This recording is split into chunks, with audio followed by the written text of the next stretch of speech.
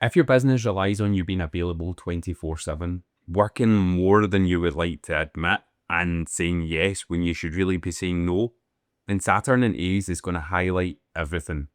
There's a lot of things that you might have been able to sail past with Saturn in Pisces, but with Saturn in Aries, the vibe is completely different. In this video, I'm going to show you exactly how you can work with Saturn in Aries and get ahead, so that we're going to talk about transits that I never mentioned in the Saturn in Aries video that could really help you and your business during this transit, so that we're not getting into them stages where life's lifing a bit too much. If this is your first time here, welcome. My name is Jay. If you've been here before, welcome back. I'm an astrologer and a business coach, and I like to help people that have been burnt out following these bro marketers tactics and are ready to make a change that lets them be able to live their life and not live their business, really. So if that sounds good, maybe consider subscribing, but let's get into today's video. So like I said, the vibe is completely different between Saturn in Pisces and Saturn in Aries. Saturn in Pisces, with Pisces, you've got this sign that likes to take on the weight of the world. They've got everything, there's no boundaries. They can sometimes take on too much that they like to escape. And Saturn's like, okay, we can do all of that stuff, but can we do it with a little bit of structure? Yeah? So you kind of mold yourself to fit things, because like I said, Pisces are dead adaptable. So you'll maybe mold yourself to fit things and do things to get the job done. You can maybe squeeze through it a little bit. But Pisces is also really emotional, so there's a lot of other things that can show up during that. But however, we're in Saturn and Aries now, so when you move that to Saturn and Aries, Aries is bold, they're fast. It's about being the leader. It's about going after the things you want, a bit of a trailblazer if you like. And that's a totally different vibe. Now, Saturn doesn't do the best in Aries for the simple reason. Aries don't want to do things that last a long time. They want to get the job done and move on. It's all about running head first in. Maybe not, that's not the best way to say it, but running head first in, getting it done and getting out.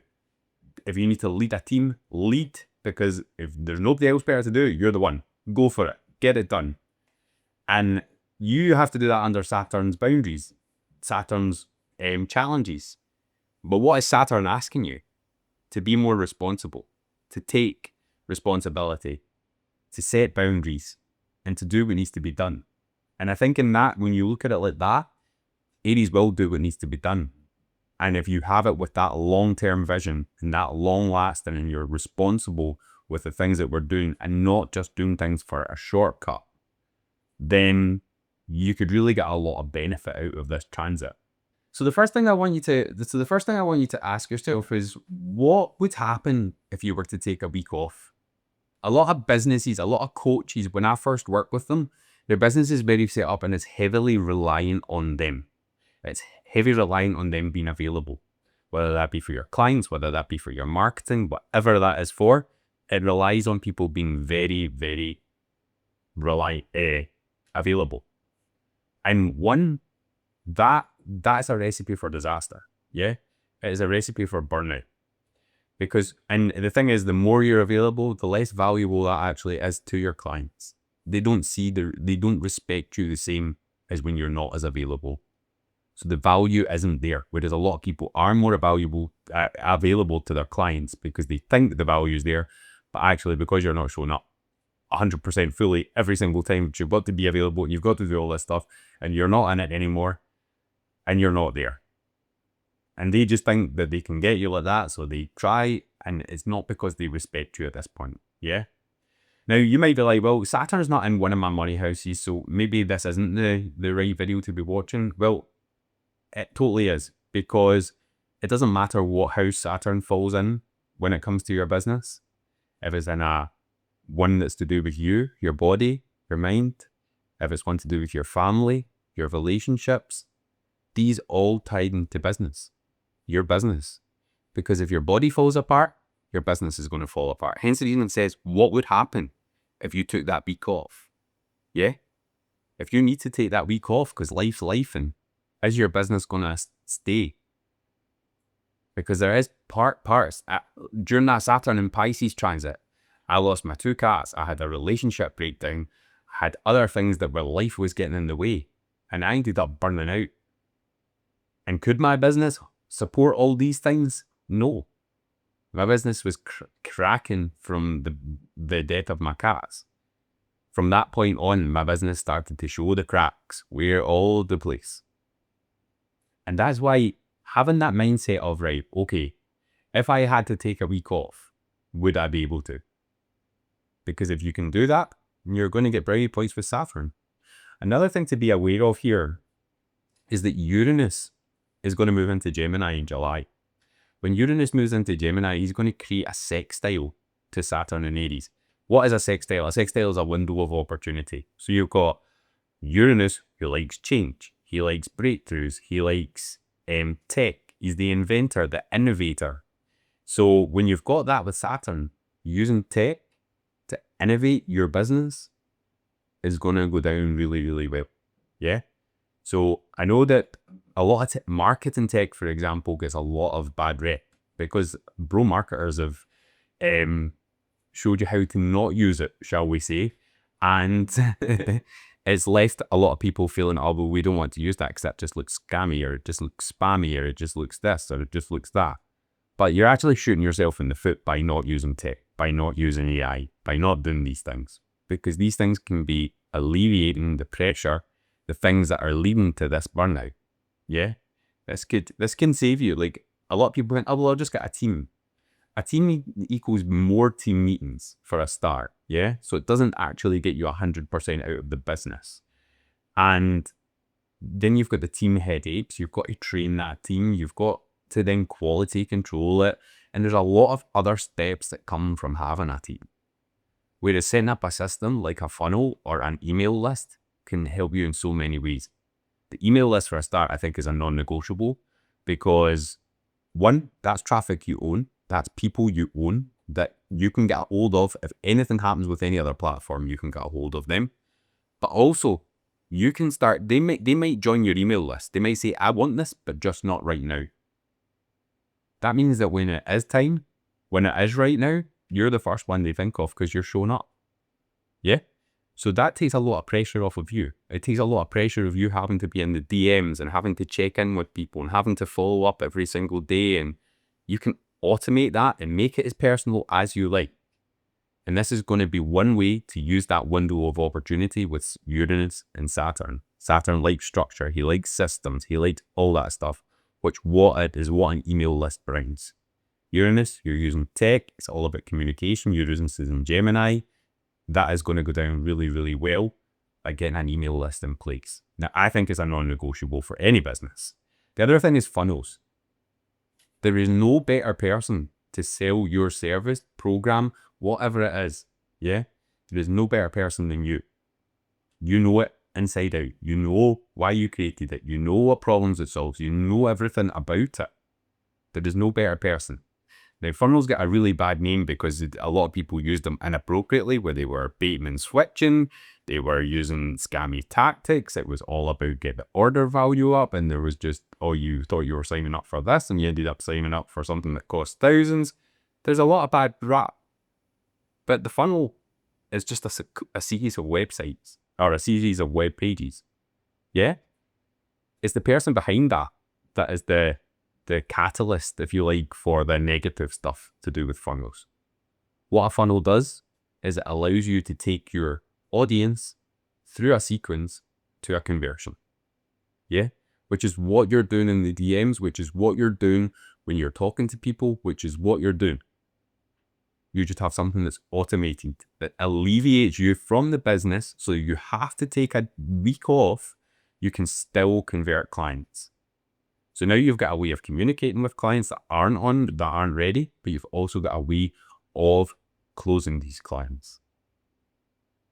And that's having systems and things like that in place to alleviate the pressure of having to be available is going to be a non-negotiable when it comes to Saturn and Uranus together here.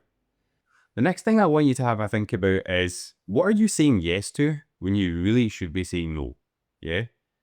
And this is, Saturn loves boundaries. And this is where you really need to think about boundaries. And I know, me personally, when I was in my burnout, it came from not having the boundaries and saying yes because I thought I should be doing that. Yeah? Not because I had to do it, not because I wanted to do it, because I thought I should. Yeah? And that is one thing that is not going to go down well when with Saturn in Aries. Yeah?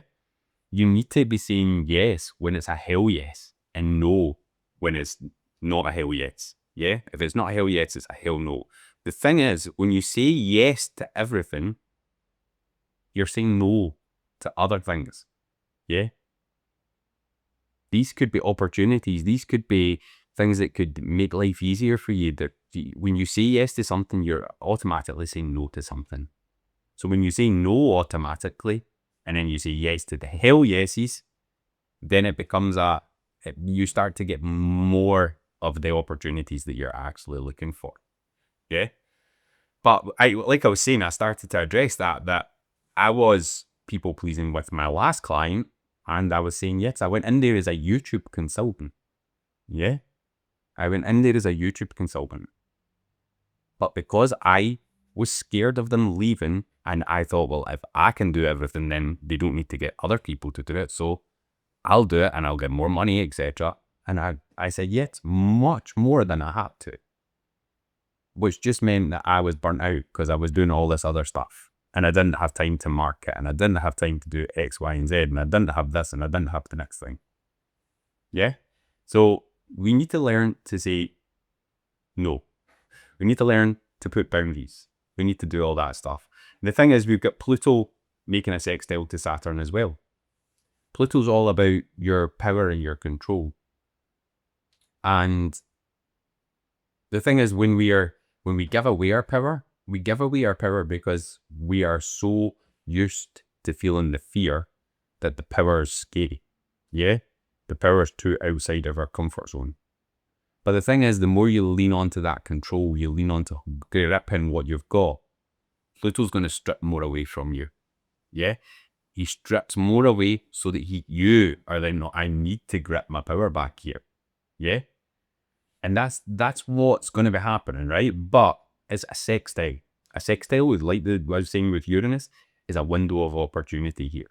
Yeah? This is meaning that the more you step into your power with Aries, with the Saturn and Aries, the more you step into your power, the more benefit you're going to get from this Saturn and Aries transit because you've got that sextile. And again, that's going to be there while Saturn's in the early degrees of his transit through Aries.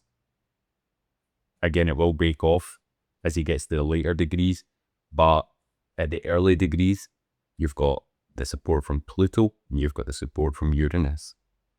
And this is getting boundaries that make you claim your power. Yeah?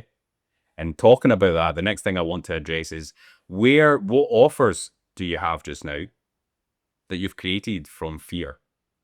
It's not created because they're the best offer, it's created because they're fear-based offers. Yeah? And let me point out, I just start. So I had a client, and when she came to me, she was really, really burnt out.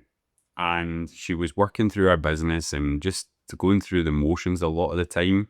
And when I spoke to her, she decided to sign up and work with me. And I had a look into her business a little bit deeper with that magnifying glass. And it was evident from the get-go what the problem was. Yeah. The problem was is she was far too available. Yeah. When I was speaking to her about it, I was like, wait, what's the script here? Because you can't be sitting on WhatsApp 24/7. Like, what's the script? Oh, well, I need to be available because that makes the offer more valuable. And then, but it's only WhatsApp messages and such. So I was like, this is a problem. Yeah. Because one, when you have a product where you're always available, like we said at the start, then you end up having to give away other bits. She was stagnant for a year when she came to me. She hadn't took a new client on in a year. And it was for this very reason. She was too busy with her container clients.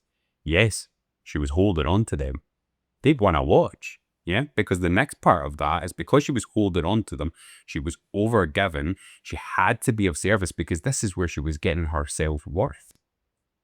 Yeah, and because of that, she would created this container out of needing to be useful, out of needing to be helping other people to get that self-worth for herself.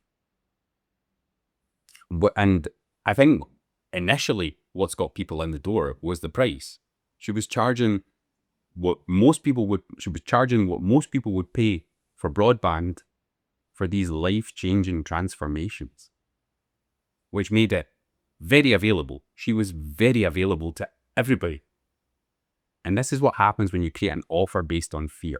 Yeah? Remember, Pluto, he doesn't want you to be scared. He wants you to take your power back.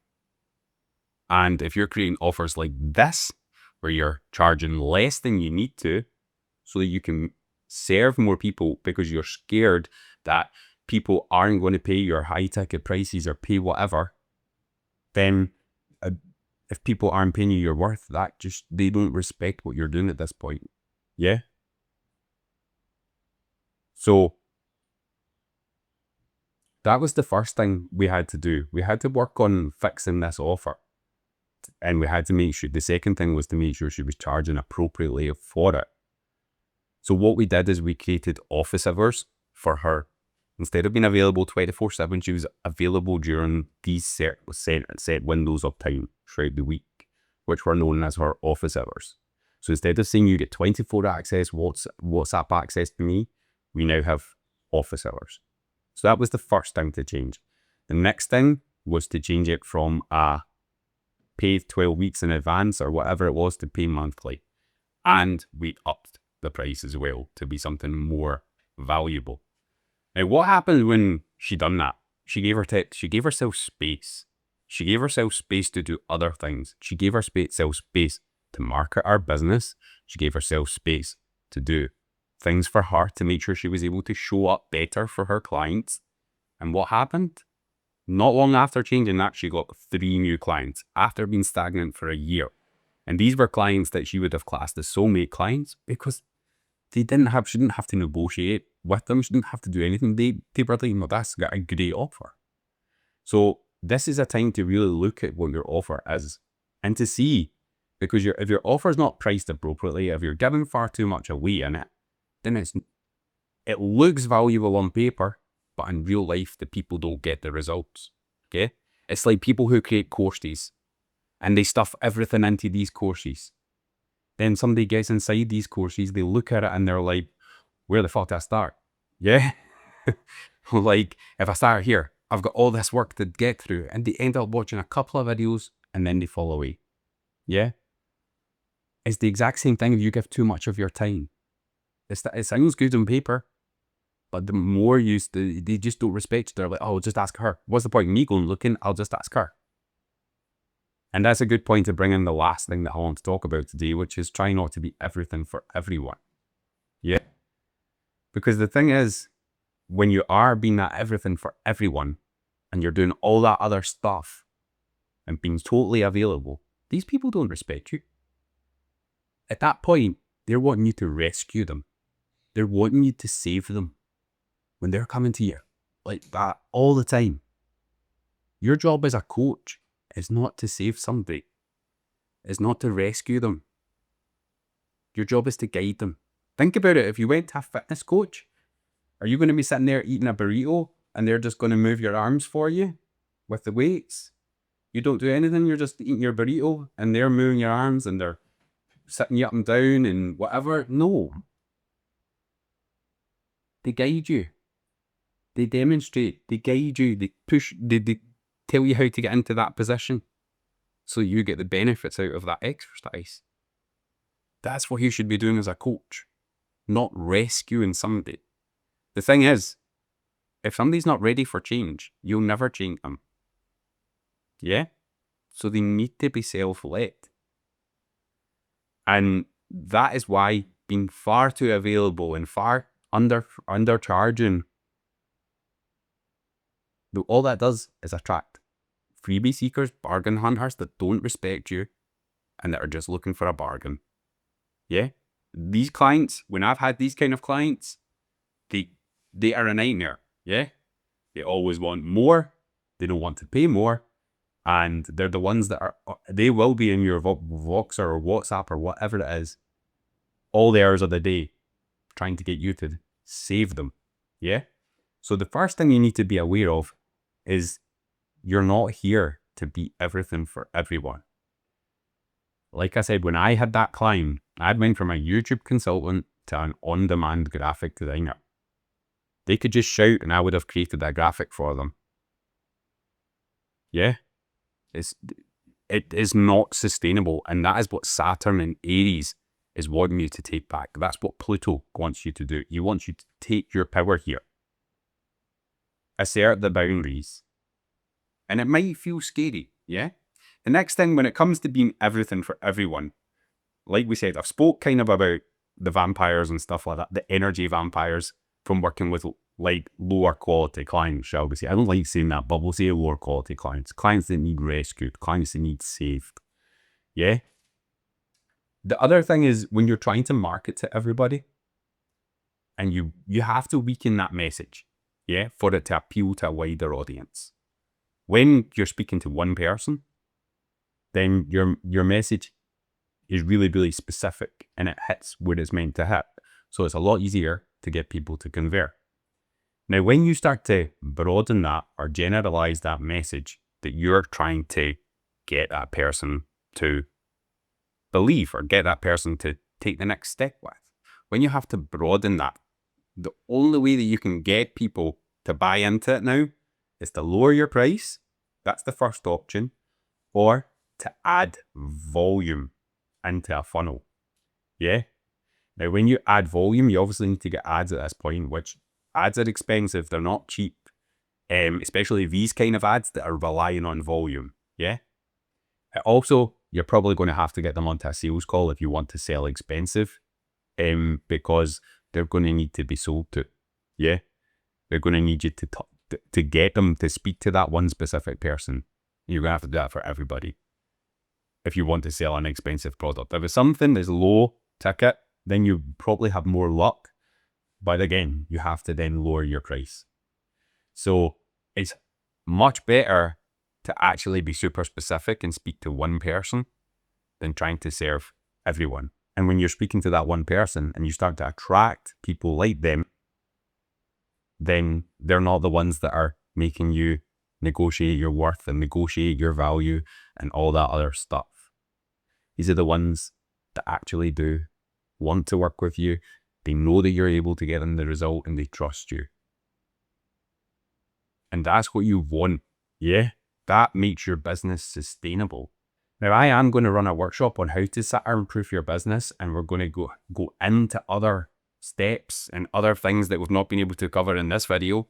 So if that sounds good, then come over to Instagram and DM me the word Saturn. I'll leave the details down below in the description, and that will get you added to the list for when it is, because I've not decided on the date yet, but I think it's going to be in the next few weeks. So go down into my Instagram and DM me Saturn, and you can come on this workshop, which is 90 minutes. With me, we're going to look at how we can go a little bit deeper in Saturn-proofing your business and getting you a business that is not only profitable, but is also sustainable for the long game.